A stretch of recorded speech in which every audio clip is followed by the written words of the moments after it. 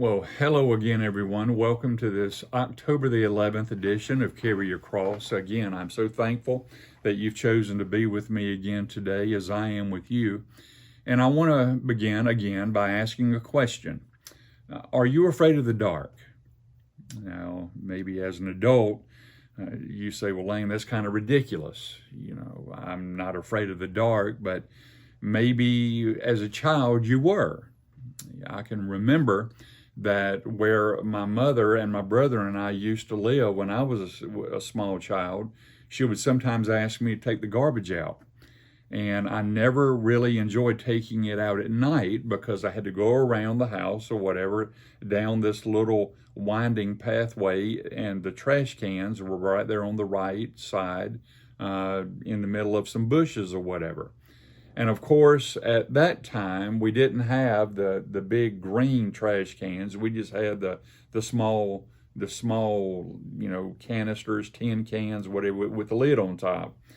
So I would take that garbage and I would run as fast as I possibly could around there, take the lid off, throw the garbage in, and just tear back to where the light was.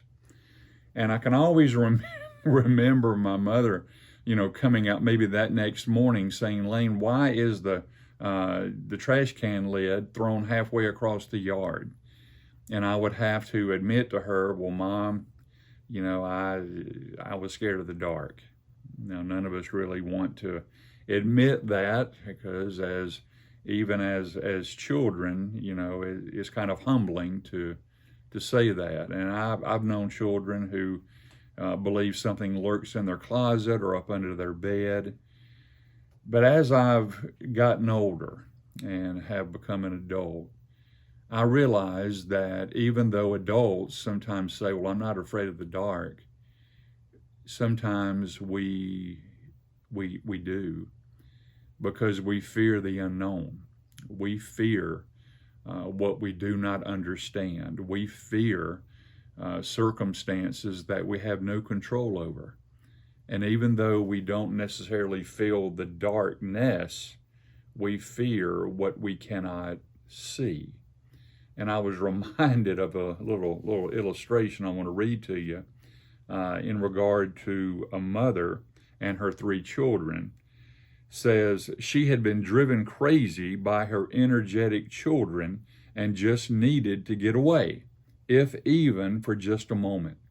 She ran upstairs to her daughter's bedroom and closed the closet door behind her. And there, in the solitude of the closet, she cleansed her mind by letting out a long, loud scream.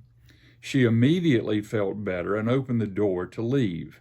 Blocking her exit with eyes the size of saucers were her 3 children.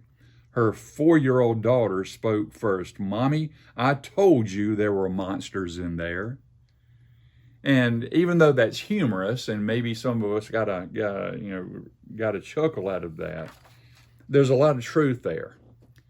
Because the child, of course, is thinking there's monsters in the closet. The adult just wants to get away from her children.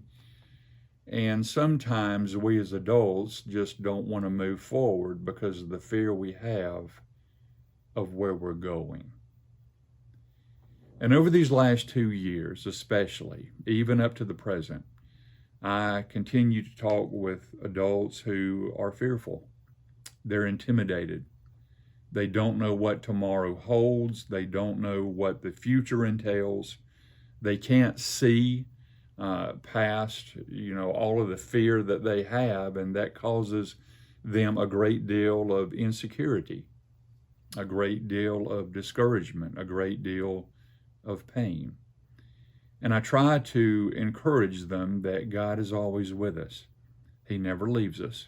He never abandons us. And if you go to the 139th Psalm, the psalmist writes this, David being the one who is writing this, he says, where can I go from your spirit? This is verse 7 following down to verse 10. Where can I go from your spirit? Or where can I flee from your presence? If I ascend to heaven, you are there. If I make my bed in Sheol, or the place of the dead, behold, you are there. If I take the wings of the dawn, if I dwell in the remotest part of the sea, even there your hand will lead me, and your right hand will lay hold of me. David came to the realization that wherever he was, God was there as well. And I want to encourage you today to understand that even though you're facing things that maybe you did not invite into your life, though you're facing things that you did not welcome into your life, God is already in your tomorrow. And in the midst of the darkness that so many of us are fearful of or intimidated by, you understand that Jesus Christ is our light. And if you go back to the 18th Psalm, verse 28, I want you to hold to this truth, because the psalmist writes here, "For you light my lamp. The Lord, my God, illumines my darkness." So no matter where you are, no matter what you're facing, no matter who you're with or where you're going, I pray that you understand that in the midst of those unforeseen circumstances, God is right there with you. And He is the one who is our flashlight. He is the one who illumines our darkness. There's no need to fear. There's no need to be intimidated.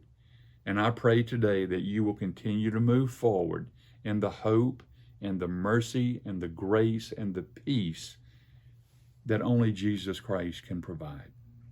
Until next time, this is Pastor Lane Collins right here at Mount Calvary Baptist Church. I want to encourage you to continue carrying your cross into this lost and dark and dying world. And for those of you who may not have a relationship with Christ, I pray that today would be the day of salvation for you. And not only for you, but maybe for your entire family. He will never leave you. He will never forsake you. So in order to face the darkness and to move forward, why not give your heart and life to Him? I love you, and I'm praying for you. God bless.